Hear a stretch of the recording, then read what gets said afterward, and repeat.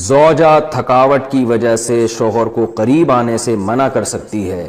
اگر گھر کے کام کاج کی وجہ سے، تھکاوٹ کی وجہ سے عورت اپنے شوہر کو قریب نہ آنے دے تو کیا ایسا کرنا بھی گناہ ہوگا؟ یہ مسئلہ اگرچہ حیا کے خلاف ہے، اور میں خاتون کا نام بھی اناؤنس نہیں کرنا چاہ رہا جنہوں نے پوچھا ہے، تو حیا کے خلاف ہے مسئلہ، لیکن یہ بہت زیادہ پوچھا جاتا ہے اور اس میں بہت سارے گھرانے مبتلا ہیں، اس لیے میں بیان کر رہا ہوں، اور حدیث میں اس میں بہت واضح احکام ملتے ہیں۔ آپ صلی اللہ علیہ وسلم نے فرمایا جو عورت شوہر کو قریب نہ آنے دے اور شوہر اس کی وجہ سے ناراض ہو کے سو جائے تو اس عورت پر پوری رات فرشتے لعنت کرتے ہیں۔ بہت شدید وعید ہے۔ وجہ اس کی ظاہر ہے کہ اللہ نے مرد میں یہ سیکشول ڈیزائرز بہت زیادہ رکھی ہیں۔ اگر عورت اپنے شوہر کا اس معاملے میں ساتھ نہیں دے گی تو مرد کے قدم جائیں گے گناہوں کی طرف۔ وہ دفتر میں لڑکیوں کو دیکھے گا، وہ ٹھرکی بنے گا جو کہ بن رہے ہیں آج کل۔ تو عورت پر لازم ہے کہ وہ زینت اختیار کرے اور مرد کو کسی اور کے پاس جانے کے قابل نہ چھوڑے وہ، تاکہ مرد بھی اس سے محبت کرے اور وہ ادھر ادھر جو منہ مار رہا ہے اس سے بچے۔ دیکھیں یورپ میں تو اس کو جرم سمجھا جاتا ہے کہ بیوی کی پرمیشن کے بغیر شوہر اس کے پاس چلا جائے، وہ جرم سمجھتے ہیں۔ وجہ اس کی یہ کہ ان کے ہاں بے حیائی کو اتنا بڑا جرم ہی نہیں ہے، وہ اگر مرد کل دن میں کسی اور کے پاس چلا جائے تو وہ اس کو اتنا سیریس نہیں لیتے۔ اسلام میں تو یہ بہت بڑا جرم ہے کہ آپ کے لیے اللہ نے جو زوجہ کو بنایا آپ اس کے علاوہ کسی اور کے پاس کیوں جا رہے ہیں؟ تو یہ حکمت اس وقت تک حاصل نہیں ہو سکتی جبکہ عورت اس میں اپنے مفاد پر شوہر کے مفاد اور شریعت کے مفاد کو ترجیح نہ دے۔ تو جب تک عورت کو کوئی بیماری نہ ہو، ہاں بیماری ہے تو ایک الگ بات ہے، عورت اگر بیمار نہ ہو تو اس کے لیے جائز نہیں ہے کہ وہ اپنے شوہر کو اپنے قریب آنے سے روک دے۔ تو اصل مسئلہ تو یہی ہے، لیکن شوہر کو بھی بہرحال یہ چاہیے کہ اگر اس پہ بہت زیادہ غلبہ نہیں ہے اور اسے گناہ کا خطرہ نہیں ہے اور وہ یہ سمجھ رہا ہے کہ زوجہ کام کاج کی وجہ سے بہت زیادہ تھک گئی ہے، اس کی نیند میں بہت خرابی ہوگی، تو شوہر کے لیے بہرحال اخلاقیات کا تقاضا یہ ہے کہ کہیں بھاگی نہیں جا رہی ہے، زندگی بھر آپ کے ساتھ ہی ہے، تو تھوڑا سا اپنی خواہش کو آپ کنٹرول کر لیں۔ اخلاقیات کا تقاضا ہے۔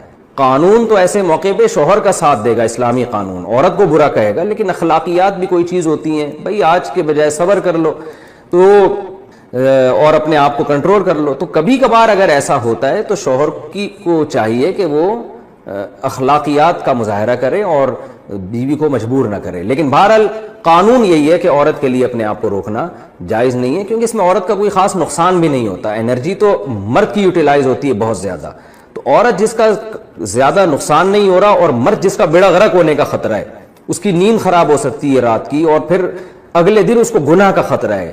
جب انسان کی ڈیزائرز پوری نہیں ہوتی وہ تو بعض دفعہ درندہ بن جاتا ہے۔ یہ جو آج کل اتنے واقعات ہو رہے ہیں ریپ کے اور جو قتل کے واقعات ہو رہے ہیں اور یہ جو بدماشیاں پھیل رہی ہیں، یہ زیادہ تر انہی لوگوں کی ہے جن کی یہ حلال طریقے سے خواہش پوری نہیں ہو رہی اور وہ مطمئن نہیں ہو پا رہے، تو وہ پھر اس طرح کی حرام کاریوں کی طرف جاتے ہیں۔ تو اس لیے شریعت نے بہرحال حکم دیا ہے کہ اس معاملے میں عورت شوہر کا ساتھ دے۔ تمہاری عورتیں تمہارے لیے بمنزلہ کھیت کے ہیں، حرث عربی میں کھیت کو کہتے ہیں، تو بمنزلہ کھیت کے ہیں۔ جیسے بیج ڈالا جاتا ہے کھیت میں اور اس سے پیداوار بڑھتی ہے، تو عورت کی جو ایک حیثیت ہے، نیچر نے جو اس کی ایک حیثیت متعین کی ہے، وہ بھی ایک نسل بڑھانے کا ذریعہ ہے، جس میں مرد کا جو اسپم ہے وہ بطور بیج کے ہے اور جو اولاد ہے وہ ایک پیداوار کی طرح ہے۔ تو اللہ نے یہ یاد رکھیں، اس آیت کو نا بہت سارے غیر مسلموں نے عورت کے خلاف بہت نیگیٹیویٹی پھیلائی ہے کہ دیکھو اسلام عورت کی توہین کرتا ہے، اس کو کھیتی سے تعبیر کرتا ہے۔ تو کچھ لفظ کسی اور زبان میں جب وہ جاتے ہیں نا تو وہ توہین کا معنی دیتے ہیں۔ عربی میں جو حرث کا معنی ہے یہ تعظیم کے لیے ہے، توہین کے لیے نہیں ہے۔ اردو میں جو کھیتی کا معنی ہے وہ توہین کے لیے استعمال ہوتا ہے۔ کھیتی یعنی جو پاؤں میں روندی ڈالنے والی، اور زمین جو ہے نا پاؤں میں گویا روندی، اس کو روندا جا رہا ہے، تو اس لیے اس کا اردو میں بالکل اسی طرح جو لوگ ترجمہ کر دیتے ہیں کہ عورتیں تمہاری کھیتیاں ہیں، تو یہ ترجمہ میرا خیال ہے اس لیے درست نہیں ہے کہ اردو میں اس کا مفہوم ہی چینج ہو جاتا ہے، یعنی گویا ایک عزت کے لیے جو لفظ اللہ نے استعمال کیا وہ ذلت کا ذریعہ بن جاتا ہے۔ تو اس لیے کسی بھی زبان میں جب ہم کسی بھی لفظ کا ترجمہ کرتے ہیں تو اس زبان کے ہمیں محاوروں کو دیکھنا چاہیے کہ اس زبان میں یہ لفظ کس معنی میں استعمال ہو رہا ہے۔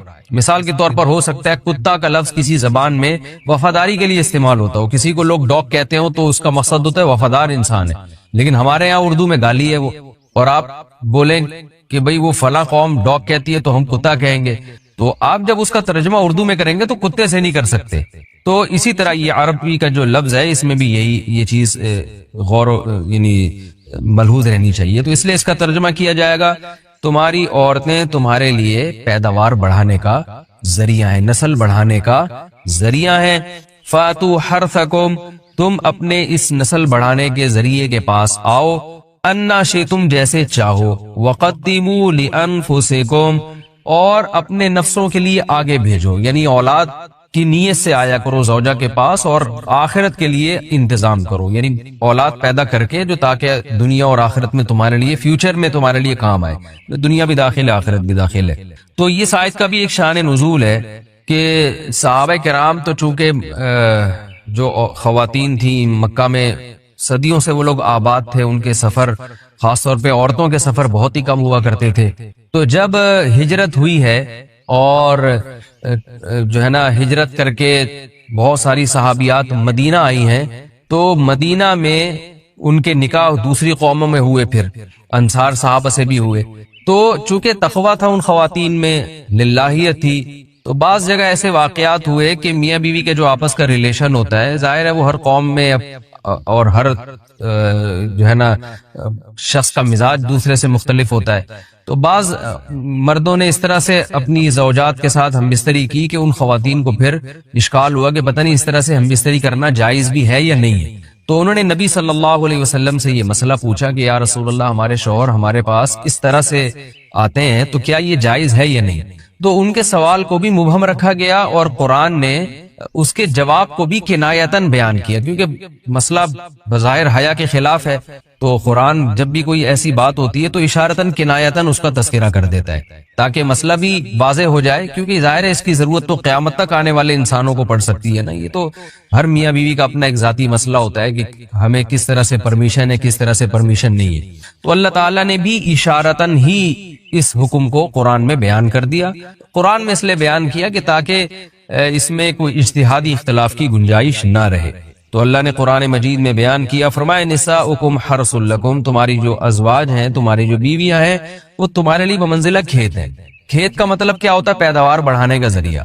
تو اس میں سب سے پہلا مسئلہ تو قرآن نے یہ بیان کر دیا کہ زوجہ سے جو ہم بستری ہے وہ صرف اسی راستے میں جائز ہے جس سے اولاد ہوتی ہے, کیونکہ عورت کو اللہ نے بنایا ہے نسل بڑھانے کے لیے. تو کوئی بھی ایسا ہم بستری کا طریقہ اختیار کرنا جو نسل بڑھانے کا ذریعہ نہ ہو, یعنی وہ نیچرل نہ ہو, تو وہ حرام ہے. تو اس میں اللہ نے یہ حکم دے دیا. تو اس سے صاف یعنی حدیث سے بھی پتہ چلتا ہے اور تمام فقہاء کا اجماع بھی ہے اس آیت کی روشنی میں کہ مسئلہ تھوڑا حیا کے خلاف ہے, لیکن میرا خیال ہے بتانا ضروری ہے کہ پچھلے راستے سے عورت سے ہم بستری کرنا بالکل حرام ہے, ناجائز. اور نبی صلی اللہ علیہ وسلم کی اس پہ بہت شدید لعنت ہے, بہت شدید وعید ہے. تو یہ بالکل اللیگل ہے اسلام میں کہ عورت کے پچھلے راستے سے اس سے ہم بستری کی جائے. جو لوگ لڑکوں سے بدفعلی کے عادی ہوتے ہیں ان کو یہ ایک چسکا لگ جاتا ہے, تو یہ حرام ہے, ناجائز ہے, کیونکہ اللہ نے بتا دیا کہ یہ تمہارے لیے وہ منزلہ کھیت کے ہیں. تو اس میں قرآن نے وہ جو سوال تھا نا اس کی طرف اشارتاً جواب دے دیا اور آگے فرمایا فاتو حرثکم, تم اپنے کھیت کے پاس آؤ, یعنی پیداوار بڑھانے کا جو ذریعہ ہے اس جگہ کی طرف آؤ, انا شئتم جیسے چاہو, یعنی باقی جس طرح سے تم چاہو زوجہ سے ہم بستری کر سکتے ہو, اس میں کوئی خاص طریقہ متعین نہیں ہے. میاں بیوی کا ایک دوسرے سے کوئی پردہ نہیں ہے. ہن لباس لکم وانتم لباس لہن, یہ دونوں ایک دوسرے کے لیے لباس ہیں. تو اس میں طریقہ کار کوئی بھی ہو سکتا ہے, کسی بھی طرح سے کرنا چاہو ایک دوسرے سے لطف اندوز ہو سکتے ہو. لیکن فاتو حرثکم آنا موضع حرث میں ہے. حرث کا مطلب وہ اس جگہ کی طرف آنا ہے جہاں سے نسل بڑھتی ہے, کسی اور راستے کی طرف. اس سے صاف طور پر جو ہے نا وہ جو فاسق فاجر لوگوں کی جو برائی ہے, جو لڑکوں سے بدفعلی کے نتیجے میں پیدا ہوتی ہے, اس کا اللہ نے قلع خما کر دیا کہ اس کی اسلام میں بالکل اجازت نہیں ہے. باقی طریقہ کار کیا ہوگا یہ تمہارے اوپر, اس کی اللہ نے تمہیں اجازت دی ہے. وقدموا لانفسکم, اور چونکہ بار بار حرث کا متحدہ عرب امارات, اگر کوئی عورت کسی اگر کوئی خاتون خود لذتی کرے اور انزال نہ ہو تو ایسی صورت میں غسل فرض ہوگا یا نہیں؟ حیا کے خلاف مسئلہ ہے لیکن آج کل پوچھا جا رہا ہے بہت زیادہ. تو یہ بیماری آج کل عورتوں میں بھی آ گئی ہے خود لذتی کی. تو اگر انزال نہیں ہوتا, ڈسچارج نہیں ہوتی تو غسل فرض نہیں ہے. اگر ڈسچارج ہو جاتی ہے تو پھر غسل فرض ہوگا اور گناہ بھی ہوگا, تو استغفار کرنا چاہیے. دوران غسل کانوں کے چھید میں پانی پہنچانا۔ بلقیس بانو انڈیا سے پوچھتی ہیں، عورتیں کانوں میں بالیاں پہننے کے لیے جو کان چھدواتی ہیں، اگر اس سوراخ میں پانی نہ جائے تو کافی مشکل ہوتی ہے، جو کہ کافی مشکل ہوتا ہے، یعنی پانی پہنچانا، تو کیا غسل ہو جائے گا یا نہیں؟ غسل نہیں ہوگا، اس سوراخ میں پانی پہنچانا ضروری ہے۔ نیل پالش لگا کر وضو کرنے کا حکم۔ اگر عورتوں نے میک اپ کیا ہوا ہو پھر ان کے ناخن پر نیل پالش لگی ہوئی ہو تو کیا اس حالت میں وضو کر سکتے ہیں یا ان سب کو ہٹا کر وضو کرنا ہوگا؟ زوجہ عبدالباسط سکھر سے۔ نیل پالش جو نارملی آتی ہے اس میں پانی نہیں جاتا تو اس کو ہٹا کر وضو کرنا ہوگا۔ باقی میک اپ تو جہاں تک ہمیں معلومات ہیں اس میں پانی چلا جاتا ہے، لیکن اگر کوئی ایسا میک اپ ہے جس کی باقاعدہ تہ جم رہی ہے اور اس پہ پانی نہیں جا رہا، اور اس کا طریقہ میں بتاتے رہتا ہوں کہ کاغذ پہ اس کو لگائیں اور دیکھیں اس کے اندر پانی کا ٹپکا گرا کے پانی اس میں جذب ہوتا ہے کہ نہیں ہوتا۔ اگر ہو رہا ہے تو اس کا مطلب وضو ہو جائے گا، نہیں ہو رہا تو اس کا مطلب کہ چہرے پر بھی جب یہ میک اپ لگا ہوگا تو پانی اس میں نہیں جا رہا، ایسی صورت میں وضو نہیں ہوگا، غسل نہیں ہوگا۔ نیل پالش کا کچھ حصہ رہ گیا تو نماز اور غسل کا حکم۔ بنت عبد المنعم کراچی سے، کیا اگر کسی حائضہ عورت نے نیل پالش لگائی اور پاک ہونے کے بعد یا ایک دو دن کے بعد دیکھا کہ نیل پالش کا کچھ حصہ باقی رہ گیا ہے تو کیا نمازیں اور غسل دہرانا ہوگا اور روزے کا کیا حکم ہے؟ جی ہاں، دہرانا ہوگا، کیونکہ اتنا سا بھی اگر ایک بال کے برابر بھی جگہ خشک رہ جائے تو نہ وضو ہوتا ہے اور نہ غسل ہوتا ہے۔ غسل کے وقت کان کی بالیاں اتارنا ضروری ہے کیا؟ حیض کی حالت میں کانوں میں جو بالیاں پہنی جاتی ہیں یا ناک میں پہنا جاتا ہے، کیا غسل کرتے وقت اس کو دھونا لازمی ہے؟ بنت عنایت ڈیرہ اسماعیل خان۔ جی ہاں، دھونا لازمی ہے۔ اگر ہلانے سے پانی اندر پہنچ جاتا ہے تو نکالنا ضروری نہیں ہے۔ اگر ہلائے بغیر، یعنی وہ جو ناک میں ہے یا کان میں بالی ہے اس کو نکالے بغیر سوراخ میں پانی نہیں پہنچتا تو پھر اس کو دھونا لازم ہے، یعنی اس کو کھولنا اور پانی پہنچانا لازم ہے۔ وہمی نہ بنے، تھوڑا سا بھی یوں کریں تو پانی پہنچ جاتا ہے آرام سے۔ اس کو ہلا لیں اچھی طریقے سے، بالی کو، کانوں میں جو خواتین کے بالیاں ہوتی ہیں پانی پہ چھینٹا ڈال کے نا اچھی طرح سے بالی کو ہلا لیا جائے اور پانی پھینکا جائے تو پانی پہنچ جاتا ہے۔ غسل کا صحیح طریقہ کیا ہے؟ بنت یوسف۔ غسل میں پہلے ہاتھ دھوئیں، پھر کلی کریں، پھر ناک میں پانی ڈالیں، پھر تمام بدن پر پانی ڈالیں۔ کیا یہ طریقہ صحیح ہے یا یہ صحیح ہے کہ پہلے ہاتھ دھوئیں پھر کلی کریں وغیرہ وغیرہ وغیرہ؟ میں صحیح طریقہ بتا دیتا ہوں، کیونکہ غلط طریقہ انہوں نے کچھ غلط اور صحیح طریقے مکس کر کے لکھے ہوئے۔ تو صحیح طریقہ یہ ہے کہ سب سے پہلے آپ اپنے ہاتھ دھوئیں، اس کے بعد جہاں گندگی یا نجاست لگی ہے وہ گندگی اور نجاست اچھی طرح دھوئیں اور استنجا کریں۔ اس کے بعد آپ مکمل وضو کریں جیسے ہم پراپر وضو کرتے ہیں، اور پھر اس کے بعد آپ پورے جسم پہ پانی ڈالیں۔ یہ طریقہ ہے وضو کا، غسل کا۔ لیکن اگر آپ نے یہ طریقہ اختیار نہیں کیا اور ویسے ہی پورے جسم پہ پانی ڈال کے بہا دیا تو بھی غسل ہو جائے گا اور وضو بھی خود بخود ہو جائے گا اس میں، لیکن سنت طریقہ وہی ہے جو میں نے آپ کو بتایا۔ پاکی کے بعد دوبارہ خون آنا۔ انڈیا سے کسی نے پوچھا ہے کہ جی اگر حیض کے دنوں میں اچھی طرح خون نہ آئے اور پاکی حاصل کرنے کے بعد پھر دوبارہ خون شروع ہو جائے تو نماز کا کیا حکم ہے؟ کسی خاتون کو بلیڈنگ آئی جن دنوں میں آیا کرتی تھی، اور جو ان کا ٹائم تھا بلیڈنگ کے بند ہونے کا اس کے بعد بھی آتی رہی، تو 10 دن سے پہلے جب بھی خون آئے گا نا، 10 دن سے پہلے اگر وہ خون بند ہو گیا تو یہ کنٹینیو حیض ہی کا خون کہلائے گا۔ میں اس کو مثال سے سمجھاتا ہوں۔ دیکھیں، کسی خاتون کی عادت ہے 5 تاریخ سے لے کے ان کو 10 تاریخ تک خون آتا ہے، اگلے مہینے 5 تاریخ کو خون شروع ہوا، 10 تاریخ کے بعد بھی کنٹینیو رہا، 11 تاریخ کو آیا، 12 تاریخ کو آیا، تو یہ کنٹینیو حیض ہی ہے۔ اب اگر 15 تاریخ سے پہلے بند ہو گیا تو اس کا مطلب 10 دن سے پہلے بند ہو گیا، تو جتنے دن میں بند ہوا وہ سارے دن حیض ہی کے کہلائیں گے۔ 7 دن میں بند ہوا تو 7 دن حیض کے۔ اگلے مہینے یہ سمجھا جائے گا بھئی اس خاتون کی عادت چینج ہو گئی، اب 7 دن حیض کے ہو گئے۔ لیکن خوب سمجھ لیں، اگر کسی خاتون کی عادت تھی 5 تاریخ سے لے کے 10 تاریخ تک حیض آنے کی، اب اس مہینے کیا ہوا کہ 5 تاریخ سے لے کے 10 تاریخ تک، پھر 11 کو بھی، 12 کو بھی، 13 کو بھی، 14 کو بھی، 15 کو بھی، اب 10 دن ہو گئے، 10 دن کے بعد 16 کو بھی خون آیا ہے، اس کا مطلب 10 دن سے زیادہ آ گیا۔ تو 10 دن سے زیادہ کبھی بھی حیض نہیں ہوتا، تو یہ اس کی علامت ہوگی کہ یہ جو ان کی عادت تھی نا 5 دن خون آنے کی، وہ تو خون کے دن کہلائیں گے. 5 دن سے زیادہ جو خون آیا ہے وہ خون استحاضہ کا کہلائے گا. لہذا اس میں جو نمازیں انہوں نے چھوڑی ہیں ان کی قضا ان پر لازم ہوگی. جیسے 5 تاریخ کو خون آیا، 10 تاریخ کو بند ہونا تھا، عادت ان کی یہی تھی کہ 10 تاریخ کو بند ہو جاتا تھا، اس دفعہ نہیں ہوا، تو اگر 10 دن تک کنٹینیو خون آتا رہا، یعنی 15 تاریخ تک خون آتا رہا اور 15 تاریخ سے تجاوز کر گیا، تو پھر یہ سمجھا جائے گا کہ یہ سارا اضافی خون یہ استحاضے کا ہے، یہ حیض کا نہیں ہے. لہذا ان 5 دنوں میں جو اضافی نمازیں چھوڑی ہیں انہوں نے، وہ نمازیں ان کو لوٹانی پڑے گی، قضا کرنی پڑے گی. اور اگر 15 تاریخ سے پہلے بند ہو گیا تو اس کا مطلب کنٹینیو 10 دن سے زیادہ نہیں آیا، 10 دن سے پہلے بند ہو گیا تو وہ سارے حیضی کا خون کہلائے گا. تسہیل بہشتی زیور کتاب خواتین کو چاہیے گھر میں رکھیں حیض و نفاس کے مسائل سمجھنے کے لیے.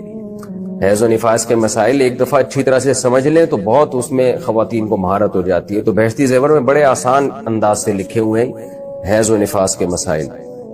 آج کل شرعی مسائل کی طرف لڑکیوں کی توجہ ہی نہیں ہے. ڈاکٹر بن رہی ہیں، انجینئر بن رہی ہیں، طہارت کے حکام اسلام تو آپ کو طہارت کے حکام بھی بتاتا ہے نا، تو آپ کو میڈیکل کالج میں تھوڑی بتائی جائیں گی یہ حیض و نفاس کے شرعی حکام کیا ہیں.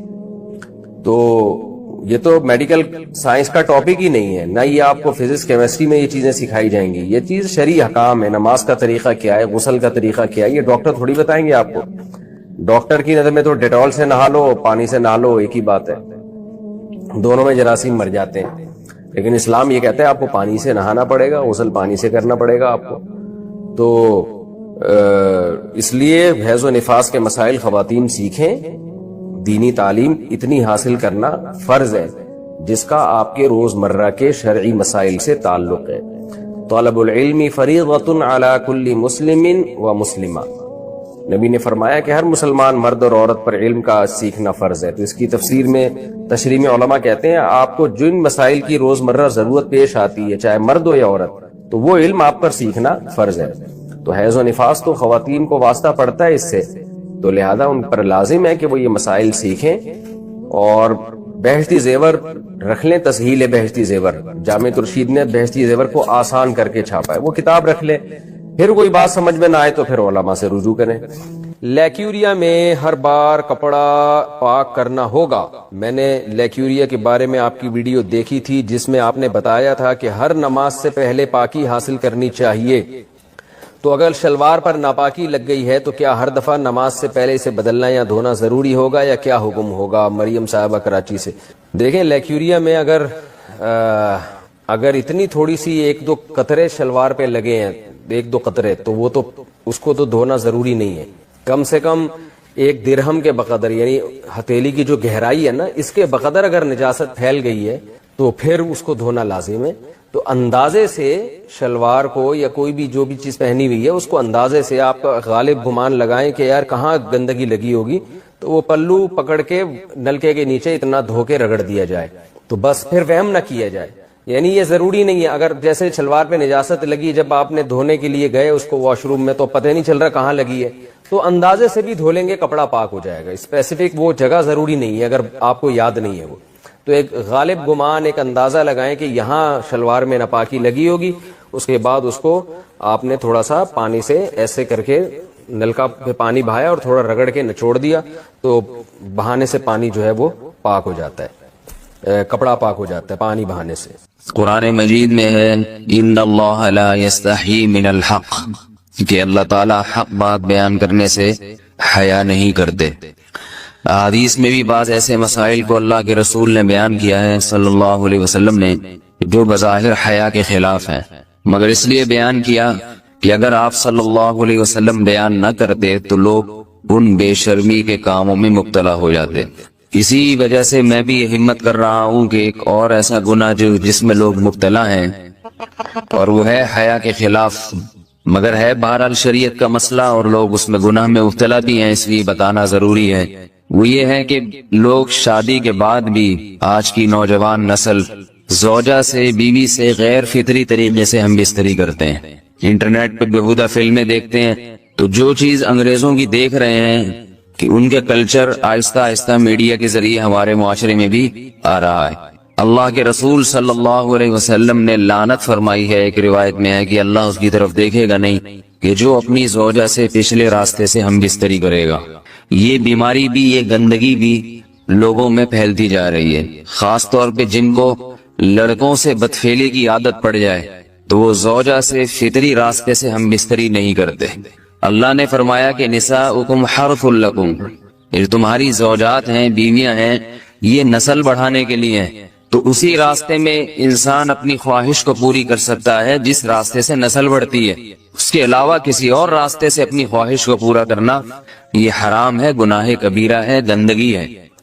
ہمارے پاس کیسز آتے ہیں، ایک پاک دامن لڑکی کی شادی ہوتی ہے، لڑکا بھی بظاہر بڑا نیک، لیکن کیا ہے، لڑکا چونکہ ٹھرکی ہوتا ہے، شہوت کا درندہ ہوتا ہے، تو وہ یہ نہیں دیکھتا کہ میں اپنی بری خواہش مٹانے کے لیے میں اپنی زوجہ کو غیر فطری طریقے پر مجبور کیسے کر سکتا ہوں، تو مجبور کرتا ہے پھر اپنی بیوی۔ اس میں جو عورتیں زیادہ پاک دامن نہیں ہو، نیک نہ ہو، یا ان کو یہ ڈر ہو کہ طلاق ہو گئی تو ہم کہاں جائیں گے، وہ پھر اپنے شوہر کے ساتھ اسی غیر فطری طریقے پر آمادہ ہو جاتی ہیں، اور اس کا عذاب اور اس کا وبال یہ ہوتا ہے کہ کچھ دنوں میں ان کو بھی اسی کی لت پڑ جاتی ہے۔ انسان جب بھی کوئی غیر فطری راستہ اختیار کرتا ہے، آخرت کا عذاب تو بعد میں، دنیا کا عذاب یہ آتا ہے کہ پھر اس کو لذت فطرت میں آتی نہیں ہے، تو جو راستہ اللہ نے رکھا اس میں اس کو لذت نہیں آئے گی، وہ گندگی میں ہی گھسنے کی کوشش کرے گا، اس کی بھی فطرت خراب ہو جاتی ہے، اور جس کے ساتھ یہ بدفعلی کی جائے اس کی بھی فطرت خراب ہو جاتی ہے، وہ بھی پھر کسی کے قابل نہیں رہتے۔ تو اپنے جان پر رحم کرنا چاہیے۔ ہم انسان ہیں، ہم درندے نہیں ہیں، ہم گھوڑے نہیں ہیں، ہم گدھے نہیں ہیں، ہم جانور نہیں ہیں، ہم انگریز نہیں ہیں۔ انگریز نے تو حیا اور شرم کی تمام حدود کو توڑ دیا ہے، وہ تو درندے بن چکے ہیں۔ ہم تو درندے نہیں ہیں، ہم تو حلال کھاتے ہیں، پاک صاف رہنے کی کوشش کرتے ہیں، تو ہم ان کی جو کلچر دیکھ کے ہم ویسے درندے بننے کی کوشش کیوں کریں؟ تو یہ بہت بڑا وبال ہے، بہت بڑی برائی ہے جو ہمارے معاشرے میں آہستہ آہستہ جڑ پکڑتی جا رہی ہے، اور اس سے بیماریاں بھی پھیلتی ہیں۔ غیر فطری طریقہ ہے، بیماریاں بھی پھیلتی۔ ایسے کیسز آتے ہیں کہ جناب وہ مرد مجبور کر رہا ہے بیوی کو، اور وہ بیوی جو ہے ساتھ نہیں دیتی تو پھر اس کو طلاق کی دھمکیاں دیتے ہیں، ایسے کیسز بھی آتے ہیں۔ اور یہ بھی آتا ہے کہ مرد جب اپنی بیوی کو غیر فطری طریقے پر مجبور کرتا ہے، بیوی آمادہ نہیں ہوتی، تو مرد پھر یہ دھمکی دیتا ہے کہ بھائی میری خواہش تو تم سے پوری ہوتی نہیں ہے، پھر میں دوسروں کے پاس جاؤں گا۔ تو یاد رکھیں، جس عورت کا شوہر یہ دھمکی دے اس کو کہ میں زنا کروں گا اگر تم نے میری خواہش پوری نہیں کی غیر فطری طریقے سے، تو عورت اپنے شوہر سے کہہ دے کہ جاؤ تم کہیں اور جا کے منہ کالا کرو، تمہاری فطرت میں گندگی ہے تو یہ مجھے گندا بنانے کی کوشش نہ کرو، اس کو زنا کرنے دیں، وہ اللہ آخرت میں اس سے بھگتے گا۔ ہر بیماری کا اللہ نے علاج رکھا ہے۔ اللہ کے رسول صلی اللہ علیہ وسلم نے فرمایا، صحیح بخاری کی حدیث، ما انزل اللہ من داء الا انزل له دواء، کوئی بیماری ایسی نہیں ہے جو اللہ نے نازل کی ہو اور اس کے لیے دوا نہ رکھی ہو دنیا میں۔ تو اگر کسی کو ایسی لت پڑ گئی ہے غیر فطری کام کی، تو اس کو چاہیے کہ وہ اپنا علاج کرائے، ڈاکٹر سے بھی رابطہ کرے، اور سب سے بڑا علاج یہ کہ کچھ وقت صبر کرے گا، چھوڑ دے گا کچھ عرصے کے لیے، تو خود بخود آہستہ آہستہ صحیح ہو جائے گا۔ ایک آدمی شراب کا عادی ہے، ایک علاج تو یہ کہ ڈاکٹروں سے رابطہ کرے، بہتر علاج کے چھوڑ دے، کتنے دن تڑپے گا؟ ایک دن، دو دن، تین دن، چار دن، ایک ہفتہ، دو ہفتہ، بہت زیادہ سال ہو جائے گا نا، اس کے بعد خود بخود ٹھیک ہو جائے گا۔ سگریٹ کا عادی ہے، چھوڑ دے گا، تو کتنے لوگ ہم نے دیکھے ہیں دن میں 20 سگریٹ پیتے تھے، چھوڑنے پر آئے تو بالکل ایک دم چھوڑ دی انہوں نے، آہستہ آہستہ کر کے چھوڑ دی، لیکن تکلیف ہوئی مگر عادی ہو گئے۔ تو اب کسی کو یہ لت پڑ گئی ہے غلط کام کی، برائی کی، تو اس کا بہترین علاج یہ ہے کہ وہ اپنے آپ کو بدلنے کی کوشش کرے، ماحول بدلے، اور کچھ وقت صبر کرے گا تو اللہ اس سے یہ عادت چھڑا دے۔ نہیں کی، صبر نہیں کیا اس نے، پھر اسی گندگی میں موت واقع ہوگی، پھر آخرت کا عذاب بہت سخت، نسلیں برباد ہو جاتی ہیں اس عمل سے انسان کی۔ تو بات حیا کے خلاف ہے، مگر یہ کہ ایک بزرگ تھے وہ بات فرما رہے تھے، تو کسی نے پوچھا کہ حضرت آپ حیا کے خلاف بات کرتے ہیں، تو انہوں نے فرمایا تم بے حیائی کے کام نہیں چھوڑتے، ہم اس چھڑوانے کے لیے بات کریں تو ہم برے ہیں، اور تم کام کرو تو بھی برے نہیں۔ برائی کا کام کرنے میں برا نہیں بنتا، اور برائی کے خلاف بولنے والا برا بن جاتا ہے کہ دیکھو یہ کیسی باتیں کر رہے ہیں۔ تو وہی باتیں ہیں، اس لیے ہیں کہ یہ معاشرے میں یہ برائی پھیلتی چلی جائے گی، اور یہ ہماری اپنا کلچر نہیں ہے، یہ امپورٹ ہو رہا ہے باہر سے، یہ امپورٹ ہو رہا ہے، یہ وہاں میڈیا کے ذریعے آ رہا ہے۔ تو وہ چیزیں دیکھا نہ کریں اور ان لوگوں سے دور رہا کریں. ہمیں تو دین کا داعی ہو کے ان کو ہدایت پر لانا تھا، بجائے ہم ہدایت پہ چل کے دوسروں کو چلانے والے بن کے ان کے راستے پہ ہم نے چلنا شروع کر دیا. اللہ تعالیٰ ہمیں اب دیکھیں ان کے ہاں ایڈز کا مرض پھیل گیا ہے. آپ بتائیے یہ ایڈز کا مرض ہمارا ہے کیا؟ یہ بیماری ہماری ہے یا ان کی ہے؟ ہمارے یہاں بیماریاں ہیں، کھانسی ہے، نزلہ ہے، ٹھیک ہے نا، بلڈ پریشر ہے، شوگر ہے، یہ بیماریاں ہماری ہیں. کوئی اللہ کا شکر ہے گندی بیماری ہمارے یہاں نہیں ہے. جتنی گندگیاں ہیں وہاں سے آ رہی ہیں. ایڈز کا مرض وہاں سے امپورٹ ہوا ہے. وہ ایڈز کا مرض اسی بدفعلی کی وجہ سے پیدا ہوتا ہے، اسی سے جراثیم پیدا ہوتے ہیں، اور اتنا خطرناک مرض کے ایسے متعدی ایسے پھیلتا ہی. افغانستان میں ایڈز کا ریشو 0 تھا، 0. وہ جانتے نہیں تھے کہ ایڈز کا مرض ہوتا کیا ہے. جب سے امریکن آرمی، برطانیہ آرمی افغانستان میں آئی ہے، فوجی آئے ہیں، افغانوں میں ایڈز کا مرض پھیل گیا ہے. انہوں نے وہاں بدفعلیاں شروع کر دی ہیں. تو وہ تو حالانکہ ان کے لیے زنا کتنا سستا ہے، کتنا سستا ہے نا ان کے لیے زنا، پھر بھی وہ لڑکوں کی طرف مائل ہوتے ہیں. تو اتنی گندگی، ایسا گندا جب انسان بن جائے پھر اللہ اس کے وجود کو برقرار نہیں رکھتے، اور رکھتے ہیں تو پھر آخرت میں سزا دینے کے لیے. اپنے آپ کو ان گندگیوں سے بچانا چاہیے، حلال پہ اکتفا کرنا چاہیے. اللہ تعالیٰ ہمیں حلال پہ قناعت کی توفیق عطا فرمائے اور پاکیزہ لوگوں میں ہمارا شمار فرمائے. اگر شادی شدہ عورت 40 دن میں بھی ایک دفعہ، اچھا بھائی دیکھو یہ حیا کے خلاف مسائل جو ہے نا یہ اس چینل پہ نہ پوچھا کرو.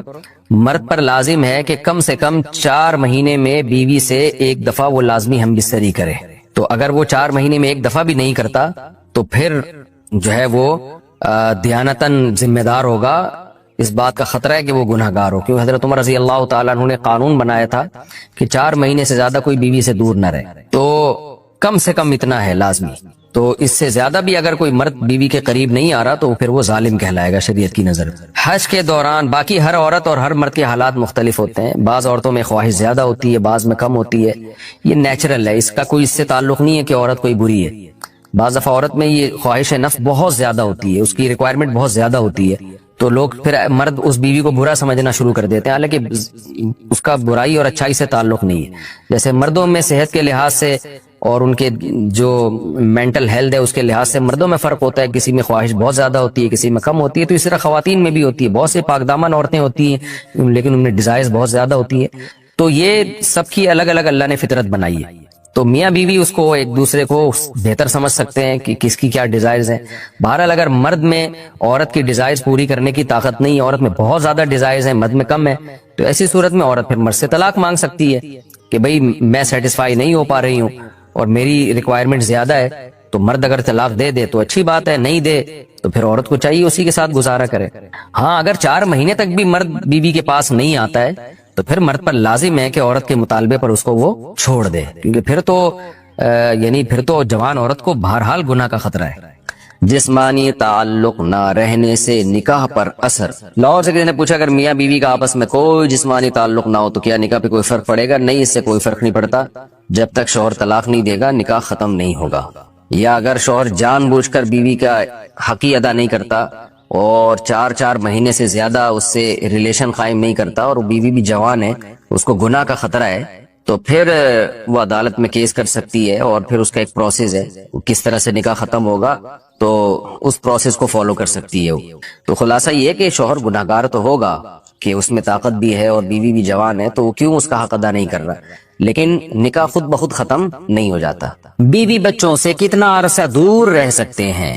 بندہ کام کی وجہ سے 2 سال ملک سے باہر رہتا ہے، کوشش کے باوجود چھٹی نہیں ملتی. کیا اتنی دیر بیوی بچوں سے دور رہنا جائز ہے؟ نامعلوم.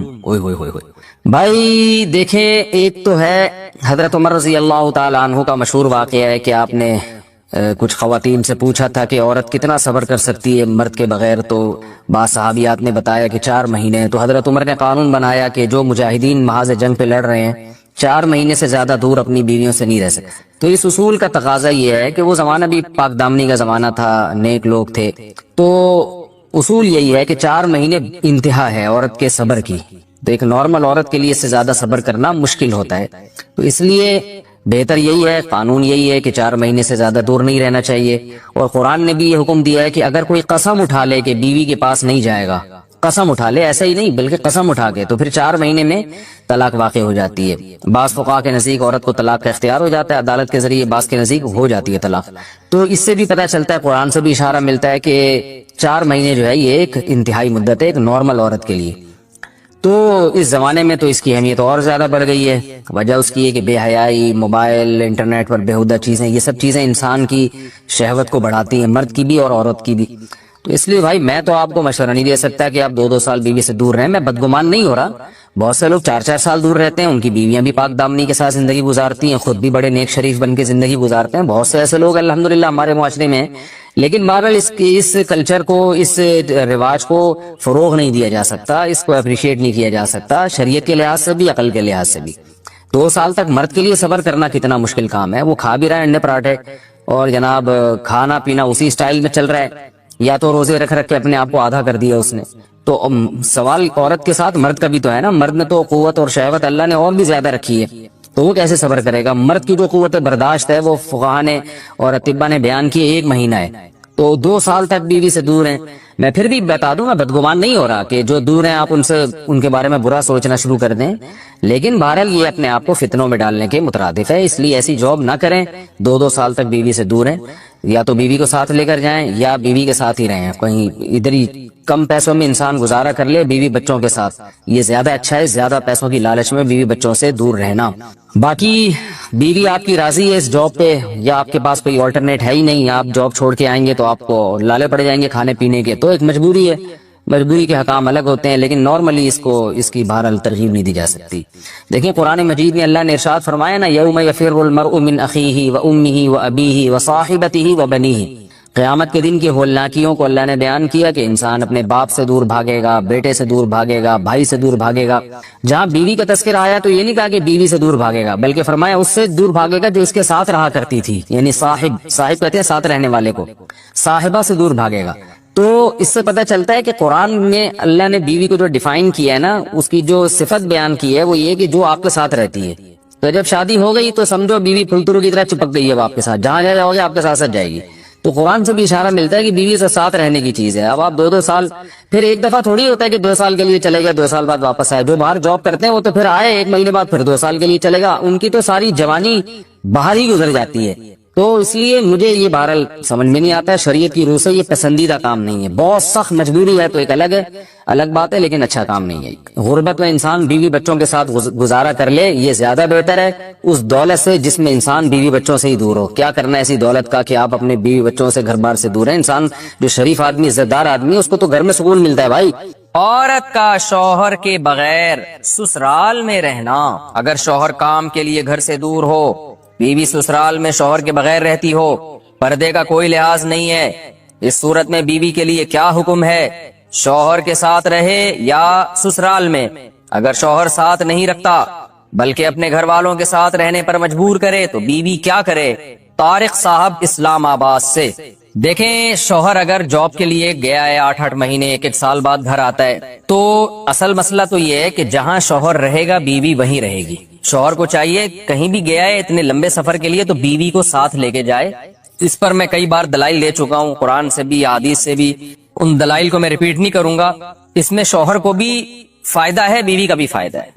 گناہ سے دونوں بچیں گے، فتنے کا اندیشہ کم ہوگا. اتنے عرصے اس دور میں بیوی سے دور رہنے میں انسان میں خطرہ ہوتا ہے کہ گناہ میں مبتلا نہ ہو جائے.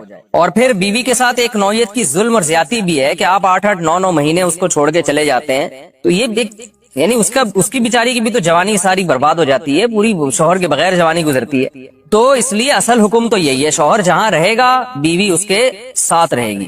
لیکن بعض غریب لوگ ہوتے ہیں ان کے پاس وسائل نہیں ہوتے، سعودی عرب میں مزدوری کی جاب کر رہا ہے، وہ بیوی کو ساتھ رکھ نہیں سکتا. اگر رکھے گا تو خرچے اتنے بڑھ جائیں گے کہ وہ کمائے گا کیا پھر. بعض لوگ مجبور ہوتے ہیں، دبئی میں رہ رہے ہیں، کہہ رہے فلیٹوں کا کرایہ اتنا ہے، بیوی کو یہاں رکھا تو بھائی ہم بچے گا ہی کچھ نہیں ہمارے لیے. تو ایسی شدید مجبوری میں پھر میاں بیوی کمپرومائز کر سکتے ہیں، بھائی میں مجبور ہوں کمانے کے لیے جا رہا ہوں، تمہیں بھی پتا ہے میں اگر یہاں رہوں گا تو وہی کھانے کے لالے پڑیں گے، تم ہی مجھے تنگ کرو گی پھر. تو ایسی صورت میں پھر بیوی سسرال میں رہے یا میکے میں رہے. تو اصول تو یہ ہے کہ جہاں شوہر چاہتا ہے وہاں رہے. اصولی بات تو یہ ہے، کیونکہ جب رخصت ہو کے آ گئی ہے وہ سسرال کی امانت ہے نا. ہر آدمی چاہتا ہے کہ بھئی میری بیوی میرے والدین کے ساتھ رہے، یہی ہمارا کلچر ہے، اور شریعت میں اس کے ناجائز ہونے کی کوئی دلیل بھی نہیں ہے، اور میاں بیوی کے بہت سے معاملات عرف متعین کرتا ہے، تو ہمارے عرف میں یہی ہوتا ہے کہ بیوی پھر سسرال میں رہتی ہے، رخصت ہو کے آ گئی ہے وہ، تو اس میں اصل حکم تو یہی ہے کہ شوہر جہاں چاہ رہا ہے وہاں رہے. اگر شوہر چاہ رہا ہے کہ میرے ماں باپ کے ساتھ رہو تو پھر عورت کو جائز چیزوں میں شوہر کی اطاعت اس پر لازم ہے، اس کو چاہیے کہ وہ شوہر کے وہاں رہے جہاں اس کے ماں باپ ہیں. لیکن اگر واقعی سسرال میں اس پر ظلم ہو رہا ہے، بہت زیادہ بے پردگی ہو رہی ہے احتیاط کے باوجود، یا خدا نخواستہ جوان دیور ہے، خطرہ ہے خدا نخواستہ، عام طور پہ ہمارے معاشرے میں ایسا خطرہ ہوتا نہیں ہے، خیر الحمدللہ غالب ہے، لیکن بعض دفعہ خطرہ بھی ہوتا ہے، دیور جوان ہے، خطرہ ہے، جوائنٹ فیملی ہے، تو پھر عورت سسرال میں نہیں رہے گی، پھر وہ شوہر کی غیر موجودگی میں اپنے والدین کے گھر رہے گی. پھر ایسی صورت میں شوہر کو بھی چاہیے کہ وہ بیوی کو فورس نہ کرے، اپنے دیوروں کے ساتھ رہنے پر مجبور نہ کرے، اس میں فتنے کا اندیشہ بہت زیادہ ہے. نبی صلی اللہ علیہ وسلم نے فرمایا الحم وہ موت، یعنی موت کی طرح دیور کو قرار دیا گیا ہے احتیاط کے معاملے میں. تو میں دیوروں پہ بدگمانی نہیں کر رہا کہ بہت سے دیور بھی بیان سن رہے ہوتے ہیں، وہ کہتے ہیں یار ہمیں یہ بنا کے پیش کر دیا، ہم تو بہت اچھے ہیں. آپ کے علاوہ کی بات کر رہا ہوں، جو میرا اس وقت چینل دیکھ رہے ہیں ان کے علاوہ کی بات کر رہا ہوں. لیکن بہرحال احتیاط ضروری ہے، شوہر دور ہو، جوان بھابھی ہو گھر میں اور دیور بھی ہوں تو الحمدللہ ہمارے معاشرے میں خیر غالب ہے. لیکن کہیں بھی فتنے کا اندیشہ ہوگا تو وہاں پر پھر عورت اپنے والدین کے ساتھ رہے گی. گھر کو تباہ کرنا ہو اس کا طریقہ بھی میں آپ کو بتاتا ہوں، بہترین پیکج ہے میرے پاس. گھر کو تباہ کرنا ہو میں بتاتا ہوں، آپ اس کے بعد طلاق ایسوسی ایشن کھول سکتے ہیں. آپ گھر کو تباہ کرنا ہو تو بھی اصلاح کا لیبل لگایا جائے. اللہ نے گھر کو سیدھا رکھنے کے لیے ایک اصول بتا دیا، وہ اللہ والا اصول ہمیں سمجھ میں نہیں آ رہا. اللہ نے کہا یہ جو میاں ہے، جس کو میاں کہا جاتا ہے، یہ کم بخت، جیسے ملک کا ایک سربراہ ہوتا ہے، وہ اچھا ہو برا ہو آپ نے اطاعت کس کی کرنی ہے؟ سربراہ. اب ہم لال بتی پہ سگنل توڑ دیں، بولیں کہ ہمارے صدر مملکت چونکہ سرداری ہیں اور کسی کو وزیر اعظم شہباز شریف سے بھی اختلاف ہو سکتا ہے، تو یہ دونوں ہمارے حکمران ہیں، میں ان کے قانون کو مانتا ہی نہیں، لہذا میں ریاست کو مانتا ہی نہیں، میں لال بتی توڑتا ہوا جاؤں گا. تو یہ لاجک کی بات ہوگی؟ بھائی ریاست اچھی ہو بری ہو، آپ نے انتظامی چیزوں میں حکومتی لا کو فالو کرنا ہے آپ نے. تو گھر بھی ایک اسلام کہتا ہے کہ اسٹیٹ ہے، ایک ریاست ہے. میاں کبھی اچھے ہوتے ہیں کبھی میاں برے ہوتے ہیں، لیکن سربراہ رہتا ہے وہ کم بخت. عورت یہ کہہ کے اپنے شوہر کی اطاعت سے جان نہیں چھڑا سکتی کہ میرا میاں اچھا نہیں ہے. چلے گی بھائی گھر میں کس کی؟ میاں کی. اب خواتین کو اصلاح کے نام پہ فساد میں ڈالا جاتا ہے. نہیں، یہ کیا لگتا ہے تمہارا جتنے اس کے حقوق ہیں اتنے ہی تمہارے حقوق ہیں. بہت ساری چیزوں میں رکاوٹ ہے، بہت ساری. میں ایک کیا نام لوں گا نا تو بہت لمبی چوڑی فہرست ہے اس کی. بعض کیس ہمارے پاس آتے ہیں، بیگم صاحبہ نے شوہر کو 10 سال ہو گئے قریب ہی نہیں آنے دی. قریب ہی نہیں آنے دیا اس کو، کیونکہ کوئی فزیکل پرابلم ہے بیگم میں، اس کو خواہش ہی نہیں ہے. وہ میاں گھوم رہا ہے، وہ زنا بھی نہیں کرتا. بیگم نے کہا دوسری شادی کر لو، کہ میرے پاس پیسے ہی نہیں ہے نا مجھے کوئی رشتہ دے گا نا، میرے پاس گھر کا انتظام ہے. تو اب بتاؤ سوسائٹی میں فساد، گھر میں فساد ہوگا کہ نہیں ہوگا؟ پھر وہ غصے میں آ کے بیگم کو تھپڑ مارتا ہے، تو بچے بڑے ہو گئے ہیں، وہ دیکھ رہے ہیں میرا باپ میری ماں کو بولو مارتا ہے. فساد بیگم مچا رہی ہے، بدنام کون ہو رہا ہے؟ بدنام میاں ہو رہا ہے. وہ کہہ رہا ہے بھائی میں زنا کی طرف جا رہا ہوں. اگر عورت تھوڑی قربانی دے دے جو شریعت نے حکم دیا، نبی صلی اللہ علیہ وسلم نے فرمایا جب مرد بیوی کی طرف آنا چاہے تو حدیث کا مفہوم ہے بیوی کے پاس اس کو روکنے کا رائٹ بولو نہیں. کوئی بیماری ہو تو ایک الگ بات ہے. تو ایسا فساد گھر میں، بیٹے باپ کے باغی ہو گئے، بچیاں باپ کی باغی ہو گئی. وہ بیچارہ ساری زندگی کما کما کے کھلایا، گھر بنایا، گیس بجلی کا بل دیا، شیلٹر دیا، اور آخر میں ذلیل بھی خود ہی ہو گیا. یہی معاملہ الٹا بھی ہوتا ہے، الٹا بھی معاملہ ہوتا ہے. اللہ نے مرد کے ذمہ لگایا بیسک نان نفقہ کون دے گا عورت کا؟ بولو مرد دے گا. گھر میں بات کرے گا، تمیز سے بات کرے گا. بعض لوگ گھر میں جب آتے ہیں تو ایسے جیسے چنگیز خان نے بغداد پہ حملہ کر دیا. بیسک نان نفقہ نہیں اٹھا رہے، بیگم کا زیور بیچ کے بولو کھا گئے. اب جب گھر میں لڑائی ہوتی ہے، چیخ و پکار، تو پھر اسلام نے جو شوہر کو حقوق دیے وہ پیش کرنا شروع. اسلام یہ کہتا ہے کہ عورت شوہر کے سامنے مت چیخے. جیسے ایک ٹک ٹاکر کا بھی آیا ہے نا، ایک ٹک ٹاکر کا آیا ہے بھی بیان، اپنی بیوی کو میڈیا پہ بدنام کر رہا ہے اور کہہ رہا ہے کہ اسلام میں 4 شادیاں فرض ہیں. اگر وہ 4 شادی کا لفظ استعمال نہ کرتا نا تو میں یہ بات ابھی آپ کے سامنے نہ کرتا، لیکن وہ 4 شادیوں کو بدنام کر رہا ہے. کہتے اسلام میں 4 شادیاں فرض ہیں اور میری بیوی کیونکہ بہت سادہ ہے، بہت دیسی ہے، مجھے اس میں رغبت نہیں ہے، اور ایسی ہے اور ویسی ہے، فلانی ہے ڈمکانی ہے، لہذا میں اس کو طلاق دے کے 4 شادیاں کروں گا. کسی ماڈرن سے کس قدر بے غیرتی ہے اپنی بیوی کو میڈیا کے سامنے ذلیل کرنا. میں اس لیے بیان کر رہا ہوں کہ ایسے لوگوں کو میرے کھاتے میں نہ ڈالا جائے کہ مفتی صاحب کی 4 شادیوں پہ بیانات کا ہی اثر ہے. نا یہ ٹھرک ہے جس پہ لیبل کس کا لگایا جا رہا ہے؟ 4 شادیوں کا. جب بھی کوئی میڈیا پہ آ کے شوہر اپنی بیوی کو ذلیل کرے یا عورت اپنے شوہر کو, تو یہ مت دیکھا کرو ان میں صحیح کون ہے غلط کون ہے, یہ الزام صحیح غلط ہے. آپ ان سے بولو اللہ تعالیٰ نے میاں بیوی کو ایک دوسرے کا لباس بنایا ہے. لباس عیوب دکھاتا ہے یا چھپاتا ہے؟ بولتے کیوں نہیں؟ کس قدر بے غیرتی بے شرمی کی بات ہے. آپ دنیا کے سامنے آ کے اپنی بیوی کو ذلیل کر رہے ہو, دنیا کے سامنے آ کے بتا رہے ہو وہ ایسی ہے وہ ویسی ہے. کوئی شرم نہیں ہے آپ کو؟ اور پھر لیبل آپ لگا رہے ہو اسلام کا کہ اس کو میں چھوڑوں گا اور 4 کروں گا کیونکہ اسلام نے آپ کو اس کی اجازت دی ہے کہ آپ اپنی پردے دار بیوی کو دنیا کے سامنے ذلیل کرو. تو ایسے لوگوں کا بائیکاٹ کرنا چاہیے. اور ماڈرن لڑکیوں سے شادی کا جس کو شوق ہے نا وہ دوستیاں لگا لے, وہ شادی بولو. اسلام جب 4 کی آپ کو ترغیب دیتا ہے تو اسلام میں ترغیب ماڈرن اور بے پردہ لڑکیوں سے شادی کی ہے یا پردے دار سے شادی کی ہے, حیادار سے شادی کی؟ اچھا, جس چیز کو وہ برائی کے طور پر پیش کر رہے ہیں نا میری بیوی میں یہ برائی, وہ اصل میں اچھائی ہے. وہ کیا ہے؟ عورت کا سادہ ہونا تو اچھائی ہے. تو وہ سورہ نور کی آیتیں اب سمجھ میں آئی ہمیں. الطیبات للطیبین والطیبون للطیبات. اللہ کہتے ہیں پاکیزہ مرد پاکیزہ عورتوں کے لیے اور پاکیزہ عورتیں پاکیزہ مردوں کے لیے. والخبیثات للخبیثین والخبیثون للخبیثات. ناپاک مرد ناپاک عورتوں کے لیے اور ناپاک عورتیں ناپاک مردوں کے لیے. بالکل بہترین بات ہو گئی. جس کو سورہ نور کی آیتوں کا مطلب سمجھ میں نہ آتا ہو نا تو اس ٹک ٹاکر کو دیکھ لے, سمجھ میں آ جائے. تو میں اس کر رہا تھا کہ بعض دفعہ مرد اپنی بیسک ذمہ داری پوری نہیں کر رہا, پھر جب عورت چیختی ہے چلاتی ہے تو پھر اس کو اسلام کیا کہتا ہے؟ بیوی شوہر کی اطاعت کرے. اگر سردے کا حکم ہوتا تو بیوی کو حکم دیا جاتا. اس سے گھر میں فساد پیدا ہوتا ہے. بھائی بات کچھ اور ہے, آپ اس پہ لیبل کچھ اور لگا رہے ہو. تو خوب سمجھ لو اس پوری بات کا حاصل کیا نکلا کہ اپنی ذمہ داریوں کو نہ پہچاننا اور پھر ان ذمہ داریوں کو ادا نہ کرنا, یہ فساد کا سب سے بڑا سبب ہے. سمجھتے ہو کہ نہیں سمجھتے؟ آپ کو پتا ہونا چاہیے میری ذمہ داریاں کیا. آج کل لوگوں کو پتہ ہی نہیں میری ذمہ داریاں کیا ہیں, میری ذمہ داریاں کیا ہیں. جب آپ کو اپنی ذمہ داری ہی کا نہیں پتا تو آپ کو کیسے پتا چلے گا صحیح کون ہے غلط کون ہے؟ دیکھو ایک میں مثال دیتا ہوں. ایک بندہ آیا آپ کے پاس اور کہنے لگا 1 لاکھ روپے آپ مجھے دے دو. آپ اس کو منع کر دو گے تو کیا یہ ظلم کہلائے گا؟ نہیں کہلائے گا, کیونکہ آپ کو پتا ہے میں کوئی ذمہ دار تھوڑی ہوں اس کو 1 لاکھ روپے دینے کا. لیکن اس نے کوئی پرانی فائل نکالی اور اس نے کہا کہ آپ نے فلاں چیز مجھ سے خریدی تھی اور پیسہ دینے آپ بھول گئے تھے, تو یہ دیکھو اس کا ثبوت ہے, اور اس نے ثابت کر دیا کہ آپ کے ذمہ 1 لاکھ ہیں. اب 1 لاکھ روپے نہ دینا ظلم ہے یا نہیں ہے؟ تو نالج میں آگے آپ کے کہ بھائی یہ میری رسپانسبلٹی ہے, یہ میری ذمہ داری ہے, یہ تاوان ہے میرے اوپر. تو گھر میں جب کسی کو پتا ہی نہ ہو کہ میری حدود کتنی ہے, میری ذمہ داری, مجھ پر جو لائبلٹیز ہیں وہ کیا ہیں اور سامنے والی پر کیا ذمہ داری ہے, تو اس ذمہ داریوں کے تعین کے بغیر کسی گھر میں کبھی سکون آ سکتا ہے؟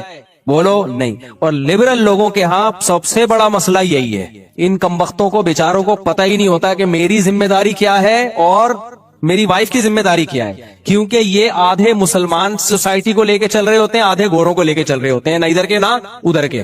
ان کے ہاں عورت کو آزادی وہ چاہیے جو انگریزوں کی عورتوں کو ہوتی ہے, لیکن خرچہ پورا شوہر سے چاہیے. سمجھ رہے ہیں کہ نہیں سمجھ رہے ہیں؟ حالانکہ ان کے ہاں عورت مکمل آزاد ہوتی ہے لیکن گرل فرینڈ کی طرح اپنے شوہر کے ساتھ رہتی ہے. وہ اس کو وسیم صاحب سے بھی, استغفر اللہ, یہ والے وسیم نہیں, انگریزوں کے جو مائیکل ہیں ان سے بھی اس کو ریلیشن کی اجازت ہے. اور ادھر تو شوہر ہے اس پہ وہ بھی آزاد ہوتا ہے ذمہ داریوں سے, کسی قسم کی بیوی پہ بھی پابندیاں نہیں لگا سکتا. تو اتنا آزاد ہے کہ وہ بیوی پہ پابندی نہیں لگا سکتا, لیکن بیوی اس کی رسپانسبلٹی بھی نہیں ہوتی. سمجھ رہے ہو؟ اس کے ذمہ نہیں ہے بیگم کو اپنے خرچے پہ چائے بھی پلائے, ہو بیمار ہو جائے تو اس کا علاج کرے, یہ اس کے ذمہ نہیں ہے. تو ہمارا جو سیکولر لبرل طبقہ ہے اس میں عورت کو آزادی چاہیے انگریز عورتوں والی, خرچہ چاہیے مسلمانوں والا, اسلام والا شوہر سے. اور ان لبرل مردوں کو بیوی کو باؤنڈ کرنا ہے اس طریقے سے جیسے اسلام نے بیوی کو باؤنڈ کیا ہے, شوہر کی اطاعت کرے. لیکن بیوی کے حقوق سے آزاد ایسے ہونا ہے جیسے انگریز آزاد ہیں. بنے کیوں کر جو ہو سب کار الٹا, ہم الٹے یار الٹا بات الٹی, ہم الٹے بات الٹی یار الٹا. مہتاب رائے ایک شاعر گزرا ہے, اس نے کہا میرے نام میں مہتاب میں ہم بھی الٹا تو مہ بن گیا, بات الٹی تو تاب بن گیا, رائے الٹی تو کیا بن گیا, یار بن گیا. تو ہم بھی الٹے, بات بھی الٹی, یار بھی الٹا, ہمارا نام میں تو ہر چیز ہی الٹی ہے. تو بنے کیوں کر جو ہو سب کام الٹا. نہیں آئی میرا خیال ہے بات, رنگی کو نارنگی کہیں تو مال کو کھویا, چلتی کو گاڑی کہیں आगे शायर का नाम मैं भूल गया, देख के शायर रोया, शायरी लगा देता हूँ। रंगी को नारंगी कहें, जो इतनी कलरफुल चीज होती है नारंगी, उसको क्या कहते हैं? जो रंग वाली होती है उसको नारंगी बोलते हैं, यानी रंगी नहीं। और तुंद माल, जो खूब दूध को पका पका के उसका जो माल निकाला जाता है उसको कहते हैं खोया, यानी कुछ भी नहीं आया उसमें, लेकिन उसी असल तो यही था दूध में, इसके बगैर दूध ने सब कुछ खो दिया, लेकिन उसको खोया कह रहे होते हैं। और जो चीज हमेशा चलती है उसको कहते हैं गाड़ी, यानी गाड़ दिया जमीन में उसको। तो कहते हैं जब शायर ने ये सब कुछ देखा तो रोया कि यार ये मार्केट में हो क्या रहा है।